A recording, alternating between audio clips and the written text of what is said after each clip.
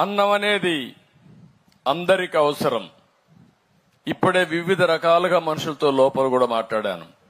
ఒక auto driver, ఒక push cart తోలుకునే వ్యక్తి, ఒక బట్టలు అమ్ముకోవడానికి ఊరూరు తిరిగే వ్యక్తి, లేకపోతే చెప్పులు కుట్టుకునే వ్యక్తి, రోడ్డు మీద చెప్పులు కుట్టుకుంటూ బ్రతికే వ్యక్తి, లేకపోతే ఎక్కడనో షాపుల్లో పనిచేసి అరాకొరా జీతంతో జీవితం సాగించే వ్యక్తులందరినీ కూడా నేను విన్నాను. ఇక్కడ కూడా మీరు చూశారు.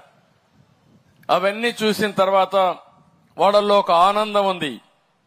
మేము సంపాదించే 300 రూపాయల్లో లేకపోతే 200 రూపాయల్లో 100 రూపాయలు మధ్యాహ్నం అన్నానికి సరిపోతే కుటుంబాన్ని ఏ విధంగా పోషిస్తానని బాధపడే పరిస్థితి వచ్చింది.